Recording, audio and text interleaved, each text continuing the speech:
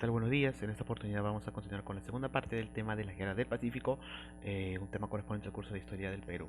Ustedes saben que en las primeras clases hemos visto los antecedentes y las causas principales por las cuales está esta guerra, ¿no? Y también mencionamos de que este tema es un tema muy importante porque les mencioné también que el Perú pasó por muchas transformaciones importantes, ¿no? Muchos choques que fueron prácticamente traumantes, ¿no? Para la historia del Perú, ¿no? Trauma, me refiero en el concepto de choque, de gran transformación, de cambio, de evento que hace de que el Perú se transforme, ¿no? Política, social o culturalmente, económicamente, ¿no? Eso lo entendemos como un shock, ¿de acuerdo? Han ocurrido algunos, ¿no? Y les mencionaba yo de la conquista, donde inicia pues la historia del Perú, prácticamente como lo conocemos. Hablábamos también de la guerra con Chile, ¿no? Que es un evento importantísimo porque después de esta guerra pues va a cambiar mucho en la geopolítica no solamente del Perú, sino de Sudamérica. Y también les mencioné que ya en el siglo XX hay eventos muy importantes como los eventos de el terrorismo, ¿no? El periodo de violencia, ¿no? Entonces hay eventos en la historia del Perú que son muy importantes de entender porque son grandes transformaciones. Una de ellas es la Guerra del Pacífico y hemos hablado en las clases anteriores de las causas y los antecedentes, ¿no? Principalmente esta guerra estalla porque es un conflicto que ya se venía gestando hace mucho tiempo, en el cual se vivía una gran tensión geopolítica. Pero esta tensión se vivía entre Chile y Bolivia. Chile tenía muchos intereses en explotar los yacimientos salitreros de las costas de Bolivia, ¿de acuerdo? Chile tenía ahí empresas, tenía ahí trabajadores para exportarlo, ¿verdad? Para exportar el salitre. Así que Bolivia les daba una serie de pautas para que las cumplan. La más importante es que Bolivia les da el permiso a Chile de que explotara los yacimientos del salitre hasta el paralelo 24. Pero Chile siempre iba un poco más allá porque en esa época también esa región era una región desértica, prácticamente abandonada, ¿no? Era como el viejo oeste, ¿no? Y en esta época también, curiosidades de la vida, esta época también coincide con la época del viejo oeste en Estados Unidos, ¿no? Mientras acá estábamos en la guerra del Pacífico, en Estados Unidos estaban en esta época de los vaqueros y todo eso que hemos visto en las películas, ¿no? Pero bueno, el mundo era así, como ya lo hemos explicado también en clases de historia universal, ¿no? Nos encontramos en el contexto de la segunda revolución industrial, el mundo empieza a cambiar muchísimo, ¿no? Hay nuevos inventos, el mundo como lo conocemos empieza a descubrirse, ¿no? Y bueno, ustedes recordarán cuando hablamos de ese mundo del siglo XIX, ¿no? Y bueno, entonces Chile aprovechaba esta condición y se va adelantando, pues, ¿no? Así que Bolivia cada vez más venía pues tratando de cambiar ese tablero, ¿no? De, Bolivia pues pensaba de que Chile era un peligro para su soberanía. Así que llegaron a un acuerdo entre Bolivia y Chile. Bolivia se comprometía a no subir los impuestos por la exportación del salitre por más de 25 años, ¿no? Pero ¿qué pasó? Bolivia decide aumentarle el impuesto a las exportaciones del salitre. Esto por orden del presidente boliviano Hilarión Daza. Le sube los impuestos por 10 centavos y y Chile dice, ah, me vas a subir los impuestos, pero yo acá tengo un papel donde dice de que no, que tú no me puedes subir los impuestos por exportación del salitre, así sean 10 centavos. Y Bolivia dice, no, las decisiones que hemos tenido, tú tienes que pagar esto. Así que Chile, ¿qué dijo? No quiero pagar y no pago. Y Bolivia, ¿qué dijo? Ah, no vas a pagar. Perfecto. ¿Qué pasó después? Bolivia envía a su ejército para que tome posesión de los yacimientos de salitre y expulsa a las empresas chilenas. Esto hace de que Chile le declare la guerra al Perú. Perdón, Chile le declara la guerra a Bolivia, ¿sí? Entonces, el conflicto era entre Chile y Bolivia. ¿Sí? ¿En qué momento entra a tallar el Perú? Ustedes saben de que en el gobierno de José Pardo.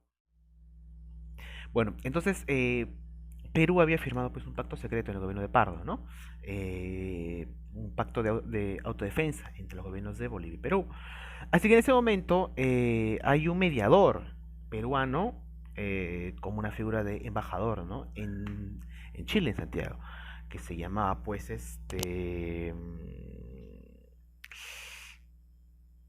Antonio del Valle, ¿sí? Este este hombre pues representa al Perú en Chile. Entonces Chile cuando le declara la guerra a Bolivia, Chile sabe de que Perú tiene un pacto secreto con Bolivia, así que le pide al representante del Estado peruano, a Lavalle, le dice, tú nos tienes que dar como representante del Perú una respuesta, si es que te vas a declarar neutral o no.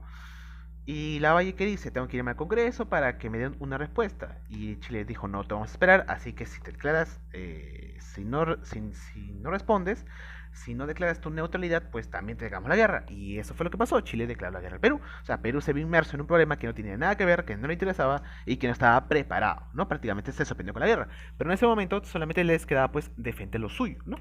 Entonces, la guerra empieza pues con las campañas marítimas. ¿Por qué? Porque Chile busca apoderarse de los puertos principales de la costa de Bolivia y el sur del Perú, donde están los principales yacimientos de salitre.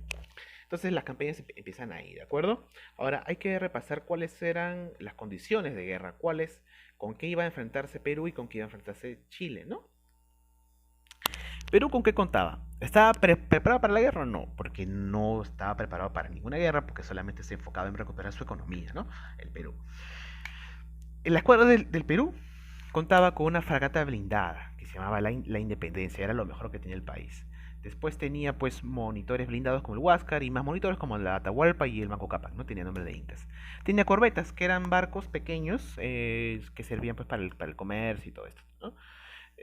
Uy, también pues contaba con transportes y con cañoneras, ¿no? Pero lo más avanzado de la tecnología militar de la época eran los acorazados.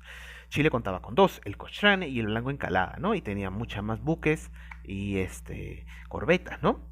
Y no contando con eso, mejor dicho, para nuestra mala suerte, nuestro mejor barco se malogra el primer día. Encalla en una pequeña, en un callo, pues, ¿no? De la costa sur del Perú y no puede accionarse, no funciona. Y se malogra y se queda estacionado el barco. Entonces, nuestro mejor barco se malogra el primer día de la guerra. Entonces, desde ya vamos, pues, eh, perdiendo, ¿no? Y eso fue lo que ocurrió. El primer combate que se da en el mar es entre la escuadra peruana y la escuadra chilena, ¿no? El combate de Loa o Chipana.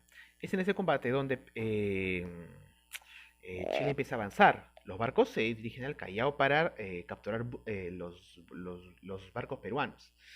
Pero entonces Chile no se encuentra con resistencia y avanza.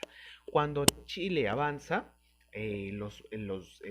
los monitores peruanos empiezan a retroceder como si fuera pues una escapada. Pero en mayo del año 79 vuelven los monitores peruanos al puerto de Iquique y se da pues la famosa batalla de Iquique, donde los tres monitores peruanos interceptan a la Esmeralda de Chile, que comandaba pues el almirante Arturo Prat, y los monitores peruanos vencen a la Esmeralda chilena y matan pues a Arturo Prat. eh, y, y esta batalla se considera pues una victoria para el ejército peruano. Y como curiosidad les digo que el día que se desarrolla este combate de Iquique, el 21 de mayo, en Chile es un feriado, ¿no? Porque se conmemora el fallecimiento de su máximo héroe, ¿no? Naval, que es Arturo Prat. Luego de esto, muchos meses en este año, el Huáscar se dedica a hacer sus famosas correrías, ¿no? ¿Qué cosa vendrían a ser las correrías? Son las campañas que tiene el monitor Huáscar con los buques chilenos, ¿no? Eh, Miguel Grau sabía de que tenía una gran desventaja, sabía que él no podía combatir de igual a igual con estos barcos chilenos, así que tenía muchas tácticas para tratar de contrarrestar el poder chileno. ¿Qué hacía? Como él sabía que su barco era mucho más pequeño, trataba de atacar y su principal fo- fortaleza, su principal fortaleza era pues eh, escapar y la velocidad, ¿no? Interceptaba, disparaba, giraba y se iba a la retirada y volvía y a veces también tenía muchas victorias, ¿no?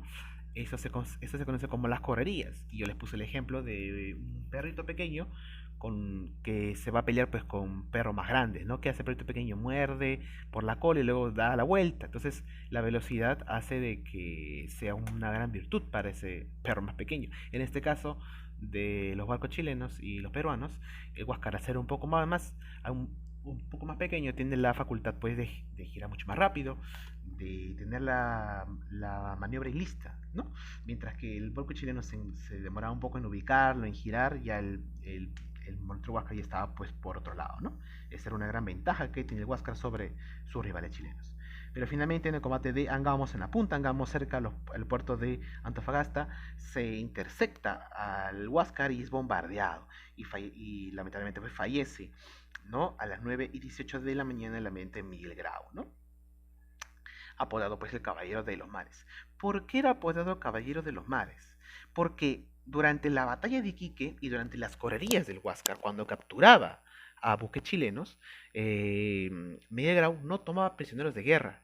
¿Él qué hacía? Él rescataba a los soldados enemigos, los llevaba a su barco, les daba alimento, les daba un pequeño discurso y los regresaba a Chile. Porque él decía de que no encontraba ningún tipo de sentido a aniquilar eh, a los rivales, porque esto solamente es una guerra militar donde ellos no tienen nada que ver, a pesar de que sean parte pues del enemigo, ¿no? Entonces él ya hablaba, él era un gran misionero, porque él ya nos hacía y nos demostraba lo que vendrían a ser los derechos humanos, cosa que en el mundo se practicarían pues 100 años después, ¿no? Incluso los mismos chilenos reconocían la gran humanidad que tenía Grau y cada vez que lo rescataba decía viva el Perú y viva Grau. Y no solamente eso, también tenía muchos actos hacia con sus enemigos, ¿no? Era muy honorable. Cuando asesinó, pues, cuando mató al general Prat en la guerra, pues, como una forma de remediar un poco este acto tan terrible, ¿no? Aunque él entendía que estaba pues, en acto de guerra. ¿Qué hacía él? Él enviaba una carta a su viuda, a la viuda de Prat, y le envió pues también una espada y le dijo de que él era un gran hombre, que pudo conocerlo y que fue un gran rival y que usted es una gran persona que tiene que cuidar pues el honor y enseñarle pues el honor de Prat a sus futuras generaciones, ¿no? Es decir, que se ganó el apelativo pues de Caballero de los Mares, ¿no? Y el peruano, Miguel Grau, es considerado pues el peruano del siglo, ¿no? El del siglo XIX, es el hombre más importante que tuvo el país en esos años, ¿no? Si hubiera sobrevivido, tal vez hubiera sido presidente, quién sabe que sí, porque después vamos a ver de que otro general, otro héroe de la guerra del Pacífico, cuando termina la guerra llega a ser presidente, ¿no? Hablamos de Andrés Sabino Cáceres. Pero quién sabe qué hubiera sido del Perú con un hombre tan honorable como Grau en el poder, ¿no? Grau también era un político, Grau estuvo en el Congreso por mucho tiempo, ¿no? Él era congresista. Imagínense que en esa época los congresistas eran los primeros en ir a la guerra, ¿no? Ahora, si hay una guerra, los congresistas son los últimos, o son los primeros en escaparse, ¿no? Pero bueno, en esa época no. En esa época, Grau defendió el Perú de la mejor manera, ¿no? Y esa es la lección que nos dejó. Bueno, jóvenes, en la siguiente parte de la guerra ya se daría pues en el combate ya por tierra y ya pasaría a otra fase pues esta guerra, ¿no? Y bueno, jóvenes, eso fue todo por hoy. Nos vemos para Historia Universal el día miércoles.